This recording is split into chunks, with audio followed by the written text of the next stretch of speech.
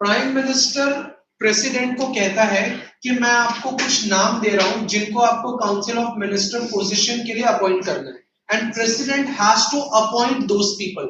President यहाँ पर कोई अपनी डिस्क्रिशनरी कोई इसके पास पावर नहीं दी गई है कि ये आपके मर्जी से डिसाइड होगा कि किसको काउंसिल ऑफ मिनिस्टर बनाना है, नहीं। प्राइम मिनिस्टर जो एक बार बनने के लिए तैयार हो जाता है, since he is the leader of his party, तो वो नाम रेकमेंड कर देगा प्रेसिडेंट को कि मैं चाहता हूं कि ये पोर्टफोलियोज, बेसिकली ये मिनिस्ट्री इस पर्सन को आप दे दीजिए, मैं नाम आपको भेज देता हूं, एंड प्रेसिडेंट को वही चीजें फॉलो करनी पड़ती है। ये हमारे कॉन्स्टिट्यूशन में लिखा है। इतना क्लियर है? Read the next para Dishan. Normally, only the members of parliament are appointed as ministers. Okay, stop. So see, normally क्या होता है बेसिकली हमारे देश में, let's say we have a parliament में we have MPs. Parliament में we have two houses, yes or no? Which are those?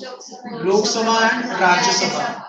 Lok Sabha में भी जो मेंबर्स बैठते हैं उनको हम एमपीज बोलते हैं, और यहाँ पर भी जो मेंबर्स बैठते हैं उनको भी हम एमपीज बोलते हैं। लोकसभा में total how many members are there? 543।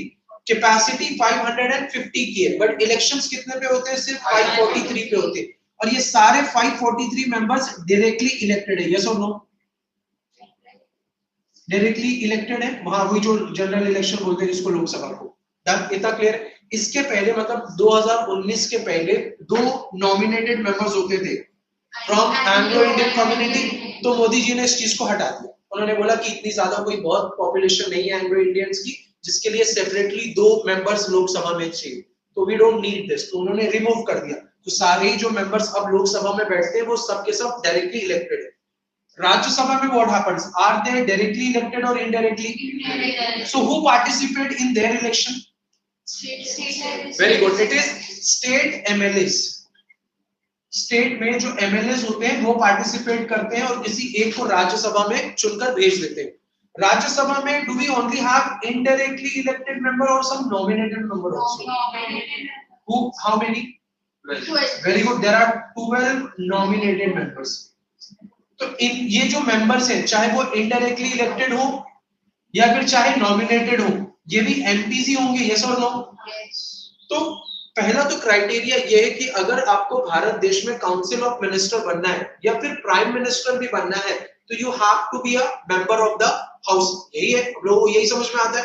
But India में एक और कंडीशन डेवलप की गई है। कंडीशन ये है कि लेट्स से अगर आप लोकसभा में एमपी नहीं है या फिर आप राज्यसभा में भी एमपी नहीं है, तो भी आप काउंसिल ऑफ मिनिस्टर में कोई मिनिस्ट्री होल्ड कर सकते हो या देश के प्राइम मिनिस्टर भी बन सकते हो फॉर ओनली 6 मंथ्स। इस 6 महीने में आपको अपनी मेंबरशिप प्रूफ करनी पड़ेगी इस दोनों में से किसी भी हाउस में। लेट्स से 6 मंथ में आपने कुछ भी जुगाड़ पानी सेट करके किसी एक हाउस के अगर आप मेंबर बन गए तो you will continue as a council of minister और प्राइम मिनिस्टर। समझ में आ गया? क्लियर है इतना? एग्जाम पॉइंट ऑफ व्यू से याद रहेगा, any person who is not a member of the house can he become a prime minister और काउंसिल ऑफ मिनिस्टर? यस,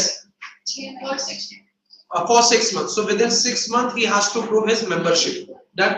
तो कैसे मेंबरशिप प्रूफ करेगा जब एक बार इलेक्शंस हो चुके हैं ऑलरेडी? तो देयर आर वेज। पहला, जब लोकसभा के जनरल इलेक्शंस होते हैं ना क्लास, तो कुछ ऐसे कैंडिडेट्स होते हैं जो एक नहीं बल्कि 2 कॉन्स्टिट्यूएंसी से खड़े हो जाते हैं और इलेक्शंस में फाइट करते हैं। Let's say for example Modi ji जब 2014 का इलेक्शन लड़ रहे थे तो वो 2 कॉन्स्टिट्यूएंसी से फाइट कर रहे थे। एक तो थी गुजरात में वडोदरा और एक आपका यहां पर बनारस। अभी बनारस, काशी, यहां से भी ये क्या कर रहे थे? इलेक्शन फाइट कर रहे थे और दोनों ही कॉन्स्टिट्यूएंसी से ये जीत गए। अब रिप्रेजेंटेशन ऑफ पीपल्स एक्ट 1951 ये कहता है कि अगर आप 2 कॉन्स्टिट्यूएंसी से फाइट कर रहे हो या मल्टीपल कॉन्स्टिट्यूएंसी से अगर आप फाइट कर रहे हो तो जीतने के बाद जैसे आप दोनों ही कॉन्स्टिट्यूएंसी जीत गए बट आप सिर्फ एक कॉन्स्टिट्यूएंसी को लोकसभा में रिप्रेजेंट कर सकते हो, तो एक को आप चूज कर लो और एक को आपको गिव अप करना पड़ेगा। लेट्स से इस कॉन्स्टिट्यूएंसी को इन्होंने गिव अप कर दिया, वडोदरा को, ही चोज बनारस, तो वो बनारस के ही अब एमपी है, ठीक है। तो अब ये जो यहां से इन्होंने गिव अप कर दिया तो यहां पर वापस से इलेक्शंस कराए जाएंगे। बात समझ में आई? इसी को हम बोलते हैं बाय इलेक्शंस। क्लियर है class? Done? Sorry, by elections.